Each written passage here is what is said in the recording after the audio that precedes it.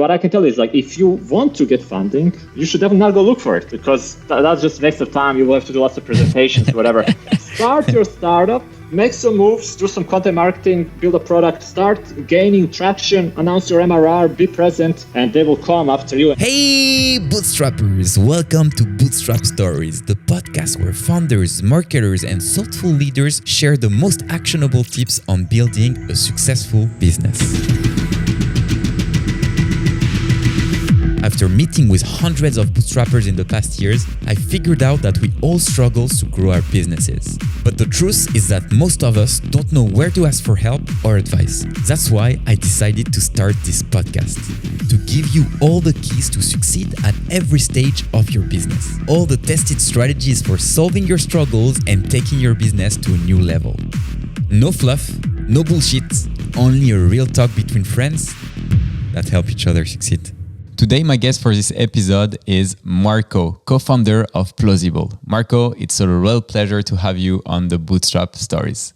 Hey, Jay, thanks for having me on.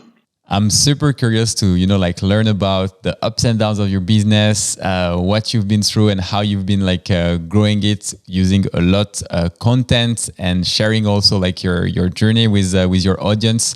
And at the end, we're going to talk also about the challenges of building a competitor to Google Analytics, let's say. Can you tell us a bit more about when you started Plausible, what does the product do and who it address, and where you're at in terms of ARR and numbers? Sure. Plausible is an alternative to Google Analytics. So that is correct. We do things differently though. So our positioning is more on we're simple to use. We're lightweight, so your site loads fast. We're privacy first, no use of cookies, things like that. And we're open source as well. So those are kind of the four main differentiations from Google Analytics. But yeah, we are the competitor, and people that use Google Analytics can use Plausible just the same and kind of get very, very similar value from it. How it started, the development started in late 2018. Okay. My co-founder is the developer in the team, so he's doing the design development. Spent maybe 6 months, mid 2019, when he kind of released the subscription business and so on. Took him about 8 months or so to figure out that he doesn't have enough experience to run that side of things, like the communication, the marketing, because first 8 months or so after the release, we only had, I think 400 MRR and something like 60 subscribers. Okay. So it was there around the early 2020, he was like, what do I do?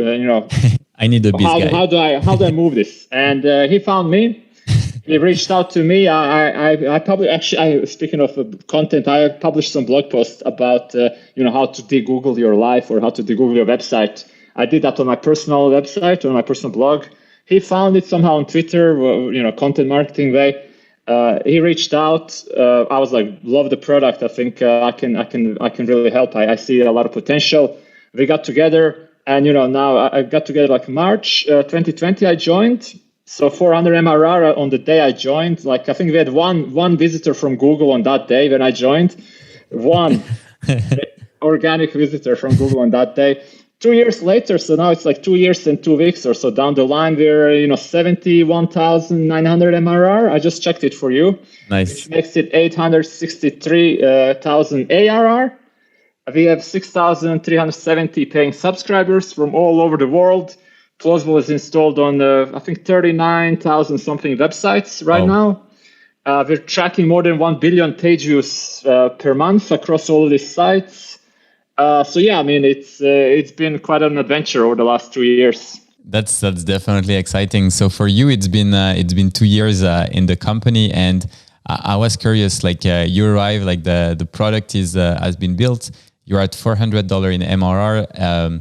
How do you get the next customers? Yeah, so I've kind of documented that journey very well already in the blog posts and in the hackers and so on. But basically, what I did first was repositioning. So I worked on the homepage. Basically, before it was not that clear the differences between Google Analytics, Plausible, why you should choose Plausible, what's not so good about Google Analytics. So I made that crystal clear within, and basically the homepage we did then, the first thing I ever did, in the first week or two, is the homepage you see today on plausible.io. And I basically made it very clear that basically if you enter plausible.io, if you don't understand what you're doing in 3-4 seconds, I've failed. And that's what I try to do. And right now, it's really crystal clear the positioning, why you should choose Plausible. And pretty much every site owner, every business owner, they have experience with Google Analytics, Everyone has had it, everyone has used it, everyone has kind of opinion on it. Some love it, many hate it. And now we try to kind of make it very clear, like what's the differences here for Plausible versus the thing that you already know. So that was like the first 2 weeks that I spent on kind of researching the opinions, the differences, writing it out, publishing it, then doing a few kind of product pages. Again, like each of those differences that's highlighted on homepage now also has a whole page on its own with, I don't know, say 1,000-2,000 words that goes into detail of what exactly the differences are. Did that, did a couple of competitor comparisons. Okay. So basically now we have, I think there's 3 different ones against 3 of the largest competitors. Again, very clear, very to the point, benefits, what's better about us, what's not so good about us compared to them. That was the kind of what I did first 3 weeks or so. I joined mid-March, and then I published the first actually real blog post in I think 7th of April, 10th of April, something like that. So the first 3 weeks or so before that blog post was spent basically on repositioning, product pages, comparisons, which is kind of really the core of what you have even today. And that day, like I mentioned, one visitor from Google on that one day. Today we get, 500-600 per day. And those pages that I wrote then are the drivers of all that traffic today, 2 years later. I didn't really do much edits since then. So is it like only SEO, or is it like just people sharing and kind of like direct traffic? Well, basically, I meant Google traffic. These 600 or so visitors per day are directly coming from organic Google search. So we have other traffic that comes directly from from social and so on. But this is like, so we went basically from one. I love tiny goals, tiny wins. So my first goal on the first week was like, I really want us to get 10 Google organic visitors per day. So now 2 years down the line, we get, I think the best day was 800 or so, and most days get 500 plus from Google search alone. So that's where we are. That's really interesting, and I like what you said about like the first step, obviously, before even writing like your content and trying to kind of grow and acquire more traffic was, okay, what are users thinking about our product? How would they define it? What is like our key competitive advantage, and how can we like reposition? Because the thing is, like, if you have a funnel where the conversion part is actually broken, and you're never going to make money. I mean, like traffic is definitely something great, but if your traffic is irrelevant based on, like your product and what it serves, it's just like useless. So I think, it was really smart. And I've seen you like documenting your journey. And what was, according to you, like the main goal for you? Like, what did you do it solely when it comes to acquire more customers, or was it because you also wanted to share your journey, or is it just for you because, like whenever you write, you have more clarity and you know where you want to go? Yeah, I think the way it started is that my co-founder, one of his marketing activities was indie hackers. Okay. And, he released everything like, I'm working on this, or here's the first beta version, or here's my thinking about what to do the pricing tiers, or here's the first kind of the launch of the subscription process. So he started that even before I joined. And I was never, like in the previous companies I worked for, we were never that transparent. You don't kind of share all that information. But when I joined Plausible and looked like what he did until then, I was like, I like this idea, being open source, transparent, privacy first, being part of this kind of indie hacking community, kind of being open about everything like the MRR, and even to this day. So basically, I continued that kind of, I tweaked some things, but we basically continue being transparent, sharing not only the MRR, number of customers we have, traffic. Well, like you can see, if you go to Plausible.io, you click on that live demo button, you see our own website stats, real live. It's not fake numbers, it's real stats, like the ones that I look at to decide whether we're doing a good job in terms of marketing. I look at the same one that you can look at, anyone can look in the world, publicly available. So we've kind of been open with that, open with, by being open source, our code is open. Anyone can go and check out the code that we're doing. You can kind of download it to your machine and run it there as well. They're also being very kind of upfront about lessons learned and kind of sharing all that on our blog and through different communities we're part of. So yeah, that's just been like something my co-founder started, and I've kind of like, makes sense. So let's continue it, and we've been doing it until now. I don't know, now we're kind of getting a bit larger, I guess. Like 70,000 MRR. Soon the like, million. At what stage should we stop sharing the MRR? That's kind of my thinking now. Is I'm like thinking if we ever reach the 1 million ARR or maybe 100,000 MRR, that's probably a good stage to like, okay, it was fun. I hope it was useful, and all the feedback was nice that you guys found it inspirational. But I don't know how much it serves anyone. And like those big numbers, there might be a gap between somebody who starts and like trying to get, the first 100 MRR, and we're there sharing, 100,000 MRR. So it's kind of like, I think at some stage we'll probably like switch that off and then maybe just share a blog post here and there when there's something really huge to announce or some nice lesson learned. I think, yeah, it's a good, I know like for us on our end, the last blog post we wrote was when we crossed 10 million in ARR. And I do feel like even though people are like super happy to kind of like cheer for you and see like the company growing, your challenges after 10 million are not the same as when you get started. And obviously, whenever you're going to, like, your audience is much smaller, because getting your first 100 clients is something that pretty much anyone wants to like know about, and the audience is huge. But going like to 100 is potentially like 100 million. It's not something that a lot of people like are interested in. But I still do think that down the line, like, because if you are sharing, you're actually like kind of building an audience and a following. And I still have that feeling that people enjoy these things, like, because it's always like very, I think, like entertaining, and also like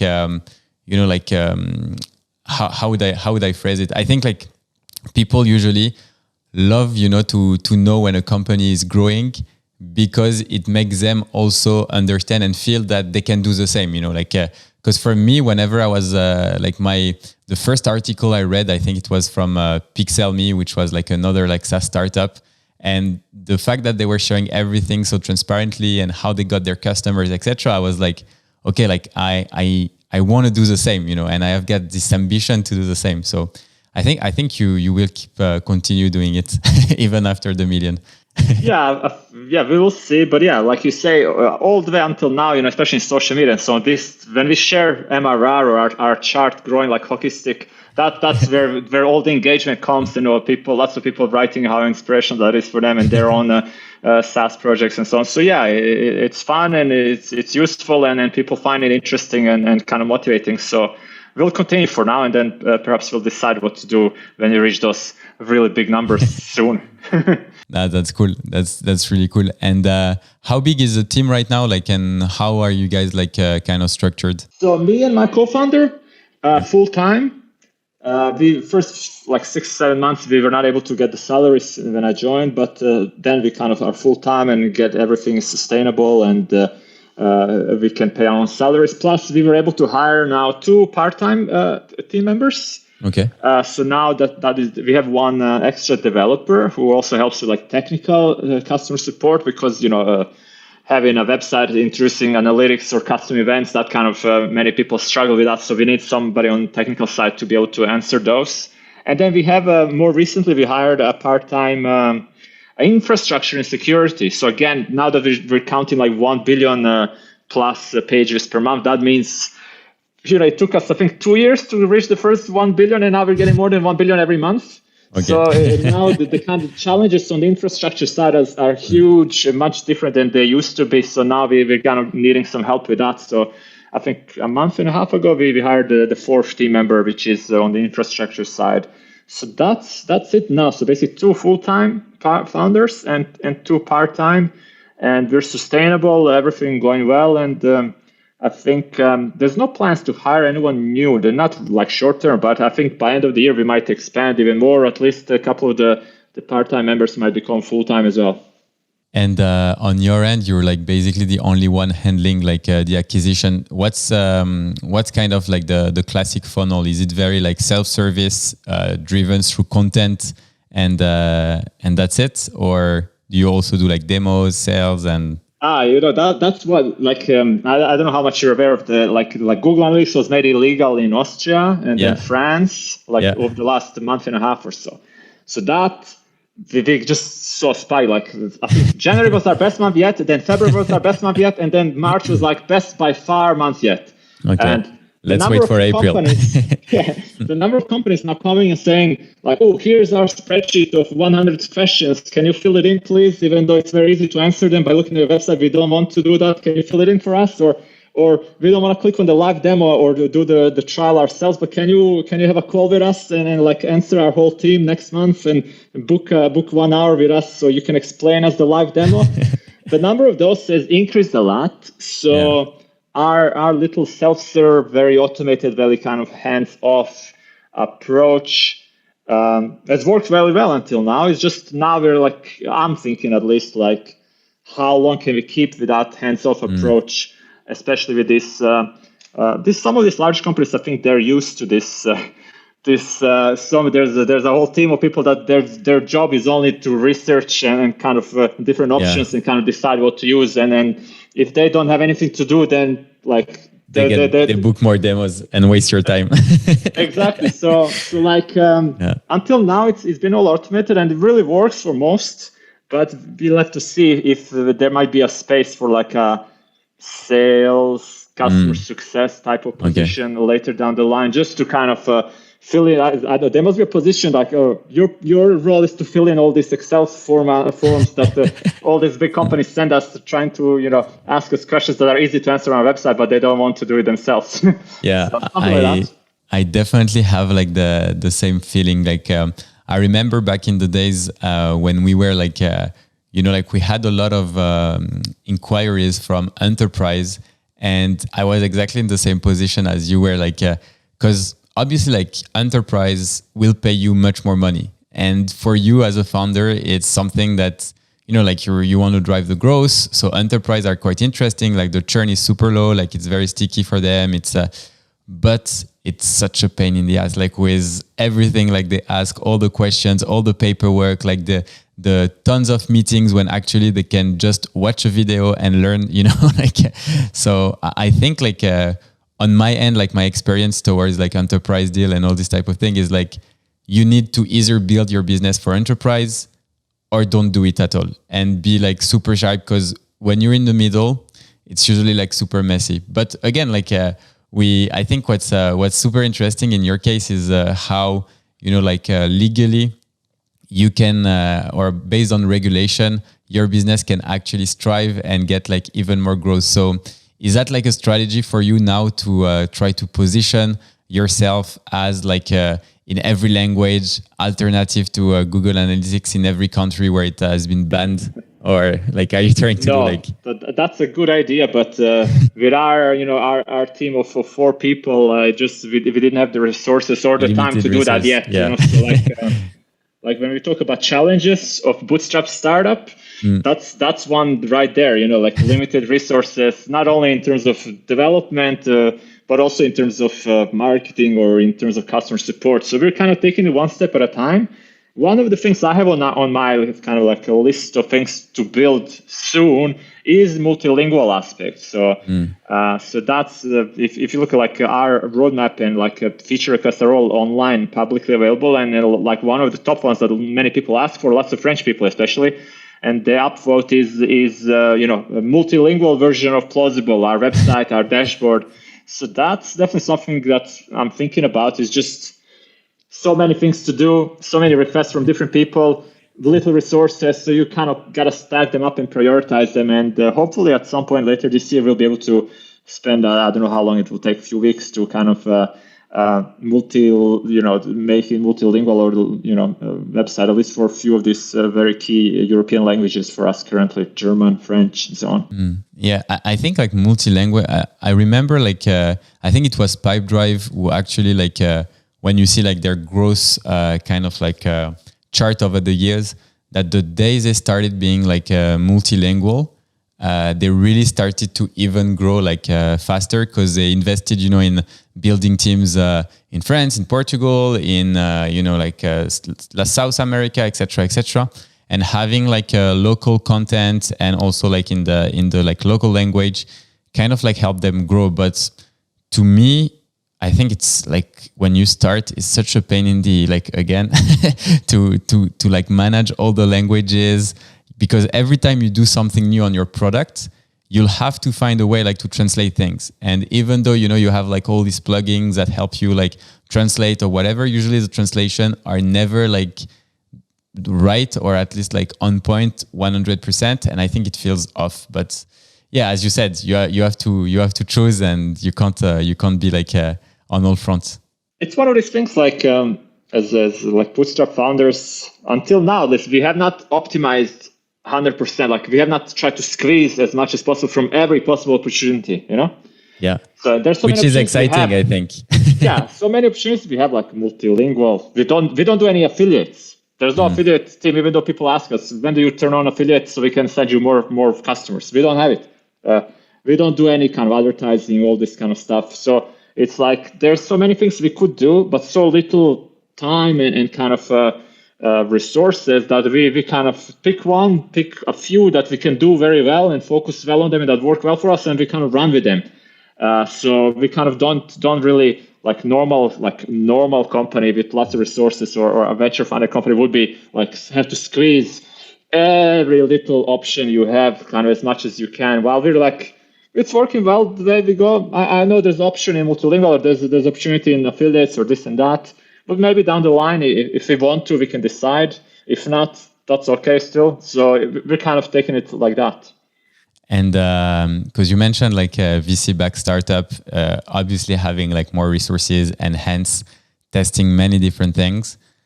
Is that something you like ask yourself or with your co-founders, especially now that there is so much liquidity on the market? And I think you're at a stage where you're getting closer to 1 million in AR. So for you, it would be super easy to raise, like 10 million or something. So is that something you already like ask yourself, or why exactly do you want to keep staying bootstrapped? We don't really ask ourselves, but what I can tell you is that we've been very clear, like we're independent bootstrap. We don't want funding. We're not looking for it. But when we announce our MRRs and so on, there's a new wave. Yeah. Especially LinkedIn. Investors seem to love LinkedIn. And I have a personal LinkedIn profile. They find me there and I get messages like, and they're always like, how about we have a chat, or can you click on my Calendly and book a meeting 2 weeks from now and we can chat, or how can we help you? So what I can tell you, we're not looking for any funding. So there's not just something we're interested in at the moment, at least there's no plans. But what I can tell you is like, if you want to get funding, you should definitely not go look for it, because that's just a waste of time. You will have to do lots of presentations, whatever. Start your startup, make some moves, do some content marketing, build a product, start gaining traction, announce your MRR, be present, and they will come after you. And then like some of them like offer, they say like, oh, we can give 15 million and no strings attached, just take it, do whatever you want with it. Well, if we were like 2 years ago, if we went after them, there's no chance they will offer us $15 million. There's no chance they will say no strings attached. There's all these kind of requirements they would have for us, not only the PowerPoint presentations and all the BS. So now at this stage, even if we wanted to, which we don't, but if we wanted to, it will be easy. So even if you're a founder and you're like, I want to have funding, just forget about it for a while, do your thing, and then they will just come. I 100% agree with you. I think like the more you document, the more messages from VCs you're going to get. And why exactly did you decide? Because you mentioned like, okay, it was clear from the beginning that we didn't want to have fundings, etc. But why? Was it like for control, freedom, just like building the business you want, or? Yeah, so basically control is a big one. I I was a part of a SaaS before. I was an employee in marketing. A venture funded SaaS with one of those big venture capital firm from Silicon Valley. And I've seen from inside how that works. You know, like you go do reports to them, you send them. I had to regularly pull the numbers and like be part of the reporting to them. Our founder had to go to California like once every quarter, I don't know, a couple times per year to do the presentations to them. And they will be like from remotely, they will be the ones judging you and like, okay, we've spent, I don't know, 6 months developing this. We've done the marketing campaign. It didn't work. We need to reposition. We need to go somewhere else. And then the founder had to go like, okay, we took your money. You decide we go somewhere else. We try to target somebody else. So we went like, we targeted like small businesses. Then that didn't work out after 6-9 months. Then the venture fund is you got to do something else. Then we went after agencies. That didn't work out. Then venture fund is like, oh, you got to cut your team. So basically, I'm not a fan of that approach. Yeah.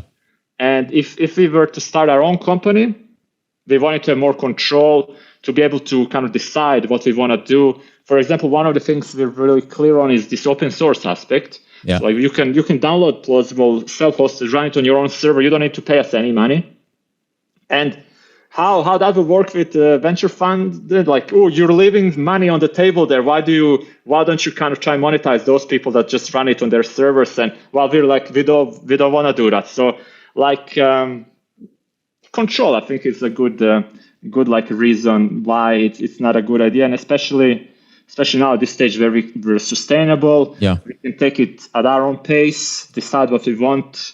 We don't need to like hire people and force the growth. We can just take it easy, one step at a time. It also feels better for a founder like me. I don't want to like kill myself trying to squeeze every little MRR dollar out of it just because of somebody in California sitting down and trying to optimize their thing.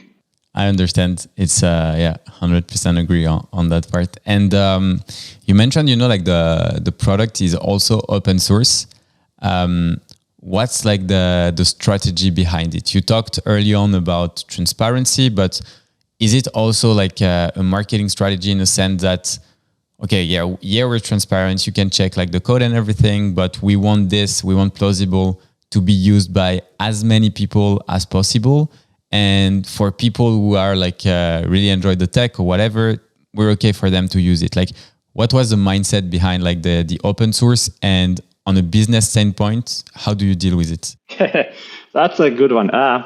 Basically, Plausible was open source from the start. So when I joined, it was already open source. It was a different license, but it was there, and that's kind of one of the core aspects. Is like in terms of privacy. Like there's a lot of trust involved, like you're telling something on your website, we have to insert your JavaScript on our website. We got to trust you. And one aspect of trust that can be kind of proven is open sourcing your code.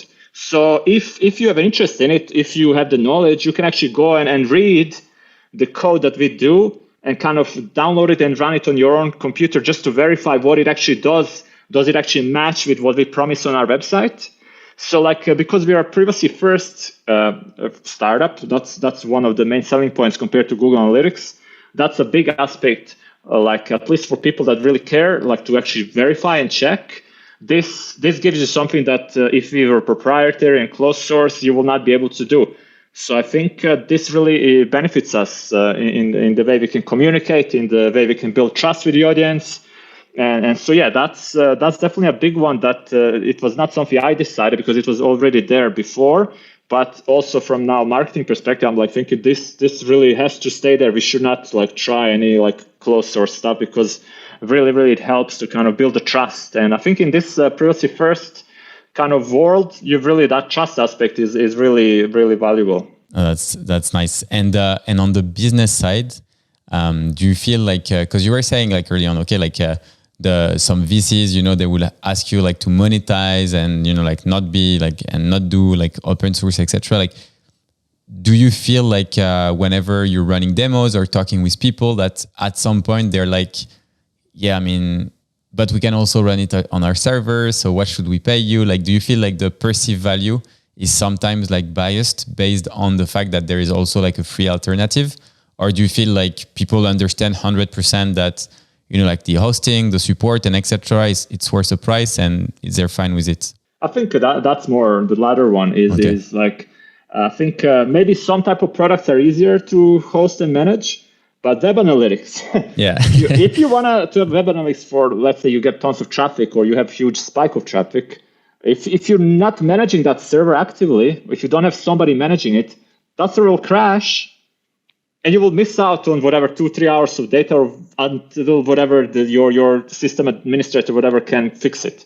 So like if you're a company that cares about the data, you will not want to risk that. So you will either have to hire somebody internally to manage those servers for you, or you will have to hire some experts such as us to manage it for you. And in most cases, like especially when we talk to big companies, I think like self-hosted is not even like a part of their consideration.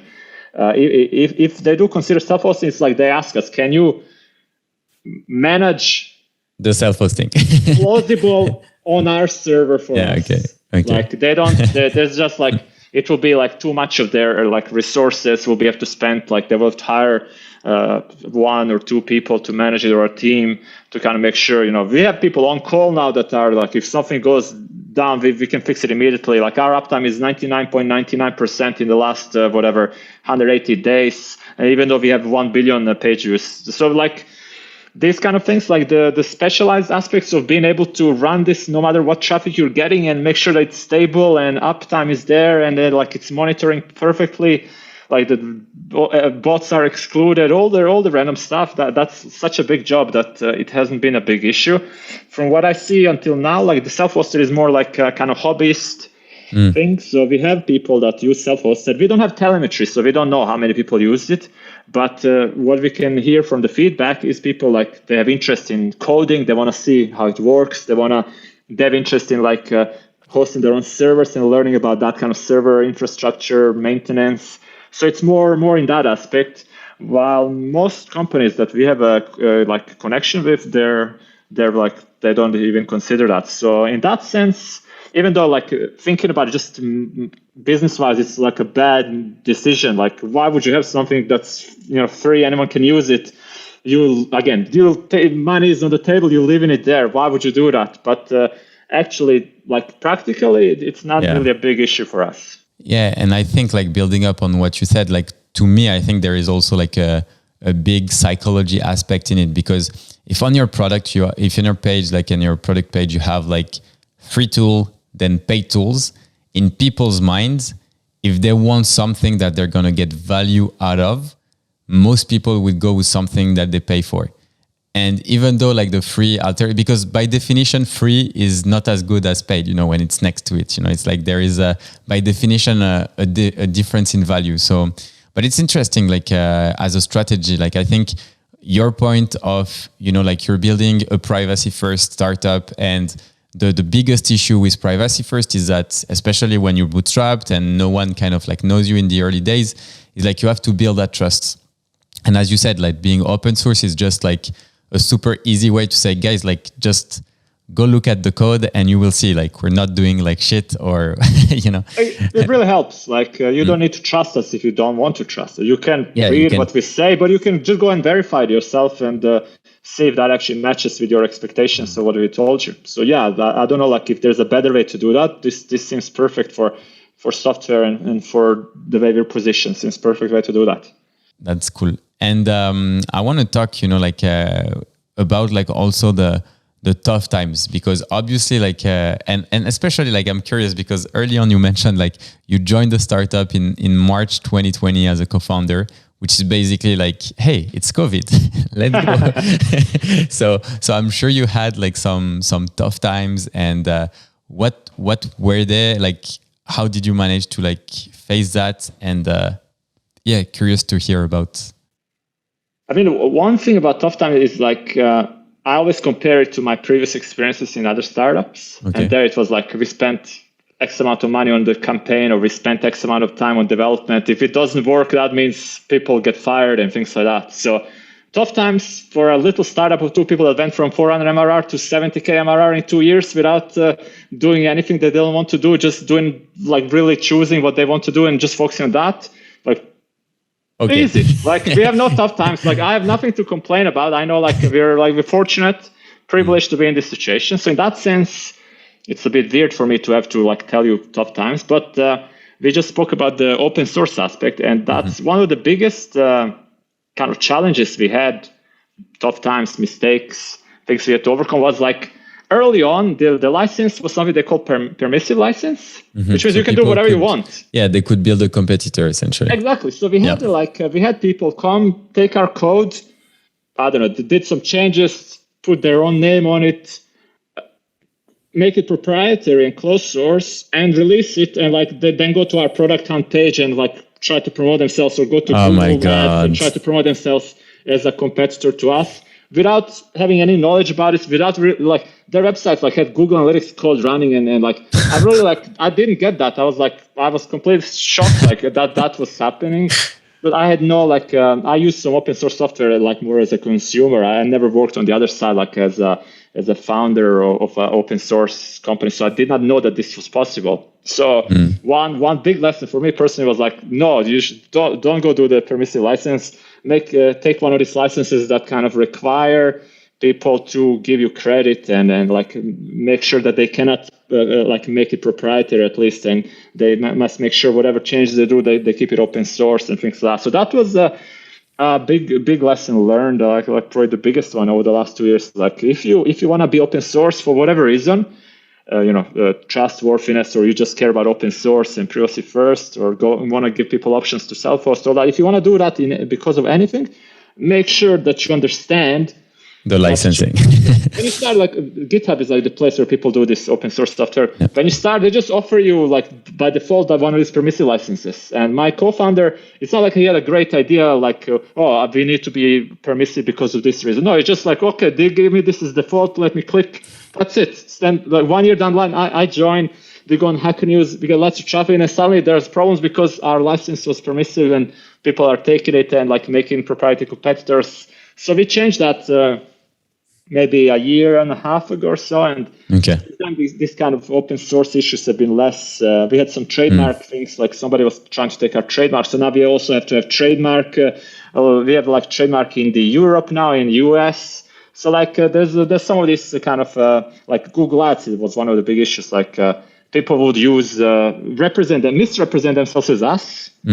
And try to rank themselves for people searching for plausible analytics. And you would click, it will say plausible analytics, sign up for a free trial. You will click on really? An ad. Wow. It will be a random website, nothing to do with us, but selling a similar type of a product, So like, like I don't, like our marketing is not based on these kind of tricks and hacks. So you would not expect that some people will be like, I guess they're struggling, they don't know how to grow, and then they're like, oh, these guys are doing well, let's invest all of our money in like targeting people that search for them and kind of try to cheat them by calling ourselves plausible and see what happens. So kind of, like I said, like we've done so well that I have nothing to complain about, but kind of a couple of these smaller or lessons learned, at least the obstacles were these two. Nice. And what would you say is your biggest challenge for the coming months or years? I think like this thing about the resources is always a big. So, for example, let's say France, when they said Google was illegal, we had a huge spike. Imagine like Germany comes next month and says Google is illegal. Already now, Germany is one of our biggest markets. Imagine what will happen and how much traffic will come our way, how many people will be in our inbox, how many of those long Excel sheets we will have to fill in. So like one challenge is like, how do we grow and kind of like follow the growth so we can deal with the customer support and the like the infrastructure, but without taking those steps in advance. Like we don't want to invest too fast. Like Basecamp is one we looked up to, and like they had this a hire when it hurts, something along those lines. So we're like waiting until it hurts before we're like, okay, let's hire someone to kind of help. So that's like being able to kind of balance and judge at what stage do we hire maybe a salesperson, or what stage do we need an ad developer. So like we don't like put like the whole company at risk either by doing it too fast, too soon, and too many expenses. And suddenly, I don't know, like Germany says, "Oh, Google Analytics is fine again," or France says, then what then? So like we cannot expect that this growth will continue forever, but we also have to kind of judge it and be ready for it and be ready at really the right stage. So that's kind of something I'm thinking about a lot. Like when it's too soon, when it's too late. Again, I'm the first time either of us are founders of startups. It's kind of like something like we'll learn as we go and kind of we take it one day at a time. I see like your point. And do you feel like with starting working with contractors where you potentially have a bit more flexibility could be the answer to this challenge? Because, like if you're receiving like a lot of inbound leads and you want to test and see if it works or not, having like a dedicated like freelancers, even if that person is just half-time or part-time. Is that something you've like looked at or? The main challenge with that was that our product is a bit niche. Mm-hmm. So like for somebody to do well in say customer support, they probably need to have some experience with running a website and some experience with like setting up analytics and setting up custom events and like doing a proxy so you can count ad blockers or server-side tracking. There's a lot of our customer support, like some of it, a good portion of it is like you can basically send a template back, like automated response, kind of just change the name, change a few words. But a lot of it is like we really need, I cannot answer some of those questions, or most of them, because they're like technical. You really need to go in and check their website, check which CMS they're using, check what kind of code they've done, what kind of little quote mistake did they do or whatever. And that's really a challenge to like say, oh, let's just hire someone, outsource it. They will not be able to do like the first developer we hired part-time. It took us about 6 months of like training before now they're running with it. They're answering questions without problems. So there's like this aspect that if we do that with like a freelancer or like some kind of agency, something, not sure how well that will go. So we have not tested it just mostly because of that. Like really the questions we get are really not that easy and they're kind of customizable. You cannot really just use a template all the time. Maybe 50% is templated, but the rest is really, you got to go check the website. You got to understand how the website is built and things. Like Google Analytics has no customer support, so like they don't have these issues. They're like, if you cannot figure it out, that's your problem. It's free. We don't care. Exactly. Well, we're like in order to like service the people that like Plausible the best, we answer every question, even the kind of the difficult ones, and that's why we're paying a developer at least to a big part of his time to like go and then like figure those things out and kind of answer those people. And how that can work, how easily that can be scaled. For our experience, no, it cannot be scaled. You gotta actually, developer needs to have experience with it, needs to put himself into it, get like a few months of training, and only then can they be kind of useful in that way. Nice. That was like, really, really interesting. I think like going through, like the how exactly you got like the first users, like the type of licensing whenever you're doing open source, being a competitor to like Google Analytics, which is huge. And I think there are lots of good lessons in the podcast, especially when, like you were saying, people would see the perceived value as, like you have like a paid product where you can have a clear positioning and make sure that in your entire like strategy from the tech side up to the marketing, you are consistent. In order to like kind of wrap up like the podcast, I always ask a few questions. First one being like, what's your favorite book or podcast that you would recommend to entrepreneurs? I mentioned the Basecamp already, and they have a book called Rework. Yeah. I don't know if you read it, but I read it 10 years ago first time, and I read it a couple of years ago again. I think it's the most amazing book you can read, for like how to run a startup. If you want the startup to be a bit unconventional, if you want to run a startup that's like following the venture capitalist book, that's probably not something you should read. But if you like try to like make a startup your way and kind of make decisions that work for you in your situation, that you feel good about, that fit your lifestyle the best, really Rework is, I don't know, I have not found a better book for that. In terms of more marketing, like what I do, more growth, I think one good book that I read recently is This is Marketing by Seth Godin. Mm-hmm. And like the way he describes marketing, like as marketing is communication. It's not like a growth hack. It's not something you push. It's not something you sell. That's the way I think about marketing. I've done in many years now, and that's the way I've tried to kind of do the marketing for Plausible as well. So like Basecamp Rework for more like entrepreneur, how to structure a company, how to think about it in a very nice way. And this is marketing from Seth Godin in the way how to do marketing without doing the traditional marketing of like, let's do paid ads on Facebook and Google. Let's do the remarketing, retargeting pixels, and let's kind of stalk people around the web as they go there, and let's put like pop-up ads on our website and try to squeeze every little 0.1% and let's annoy the 99.9%. So that those two will be like my main ones. Cool. And favorite Bootstrap founders and why? Yesterday I read the Missive app. They just Missive, I think they're called. They announced they're not a competitor to you. They're kind of similar, but they're more like a customer support email tool rather than outreach email tool. But they announced 2 million ARR. I think there was on Hacker News, they were on the top. Fully bootstrapped, team of 4. I was like, nice. We're team of 4 already. I mean, 2 part-time, at least. They're all 4 full-time, I think. But we're like team of 4 already. We're not even 1 million yet. We're like 800, whatever, thousand. So is there any chance we can make it to 2 million ARR without hiring anyone new? I was like, we'll see. But I really liked their site, their blog. They're all thinking very similar to us. The other one, I don't know if it's like if you can consider him bootstrapped anymore, but he does kind of do something not really venture funded based. He's Rand Fishkin from Spark Toro. Yeah, I really like him on Twitter and him on Spark Toro blog. The way he's thinking about running a startup. He's also like he's saying no to demos. I was like, I'm gonna start saying no to demos. Like I felt bad like saying no to people like I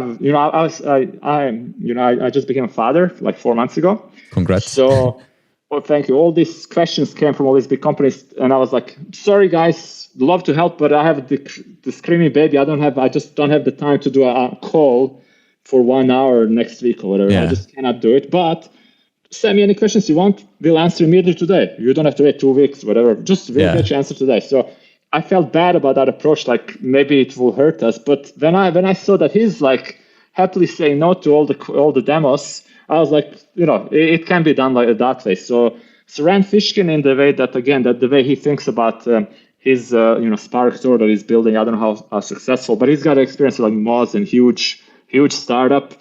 But now he's like trying to do his own little one in a way that he's learned like what not to do from the previous experience. And I really like that kind of stuff. It's inspiring to me.